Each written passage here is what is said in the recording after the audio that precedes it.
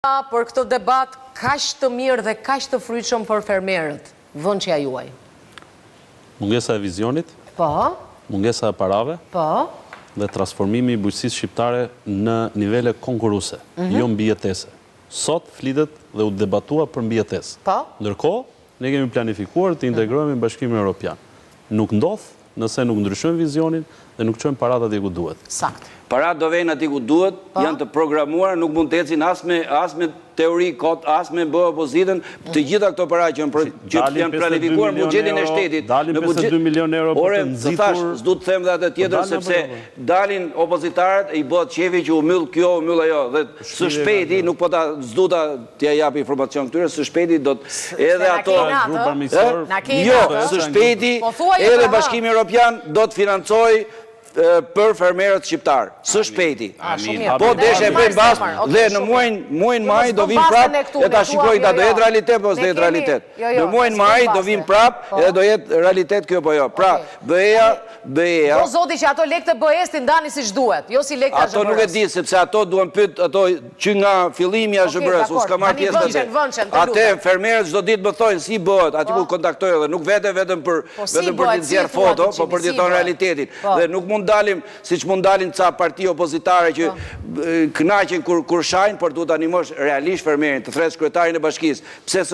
Pse ky kanal është i pakulluar, pse këtu s'ka ujë, pse këtu s'ka dritë, pse këtu s'ka rrugë, ose transporti që thot ai për fermerët. Vëndqë është kjo, që një nga shqetësimet që sot ka bujqësia shqiptare, pra unë besoj që do të ndryshoj, dhe besoj dhe ke ekipi i ri që ka sot Ministria Bujqësisë, dhe një nga shqetësimet që ka mund është kjo, që ja kam thënë dhe kryeministrit, jo flas për drejtuesin, nuk flas, tjerët janë ikin e vinë. Një nga shqetësimet që ja kam thënë dhe kryeministrit që hallka më dobët sot është pushteti lokal që duhet integrohet plotësisht, që ne ata duhet luftojnë, atë pak a shumë që kanë të dy, duhet luftojnë që të mbështesin fermerët, të mbështesin Albanin, të mbështesin ju politikanët, ju që merrin me politik, duhet mësoni. Duhet flisni më pak se biznesi, më pak se ai që prodhon. Ju flisni më shumë. Unë po flas si katunar, nuk po flas si biznes. Jo, nëse flas si katunar kap dorë. Jo, e di pse po flas. Jo, për shqetësimet që duhet. Jo, se flasin më shumë. Po biznesi ka hallën vetë. Po një vend e tajit në përkur, folën politikanët, zonë një orë kohë vetëm politikanët. Të lutem, ky ka 200 krerë lop. Po pyet ky se ka ai fermeri im atje 2 lop, 3 lop, unë duhet menoj dhe për atë. Jo vetëm për këtë. Albani mund të ketë drejt për pjesën e vetë, që ka një produkt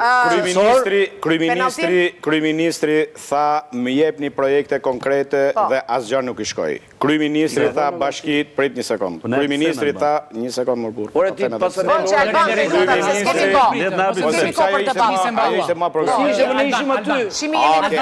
unë nuk të ndërhyj burri do. Dhe kryeministri tha të futen bashkitë të investojnë kërkush s'ka hell asnjë letër. Kryeministri tha të bëhet skema e TVSH-s që të zgjidhë ky problem përfundimisht dhe u bën një skemë që mbas 6 muaj do jemi këtu, do jetë një dështim total.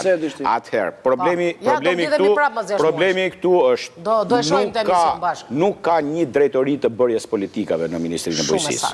Kjo është e para, dhe e dyta, një sektori ushqimit, jo i bujqësisë, të jep mbi 5 miliardë euro dhe ti do të nxjisesh me 50 milion euro. E mbyllëm.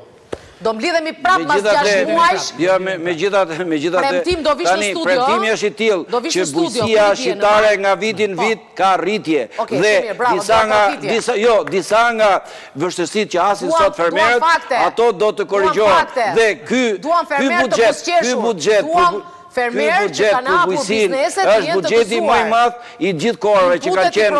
Qoftë të doja, qoftë LSI apo kështu. Keni besim? Mirë, kalojmë në akuzë.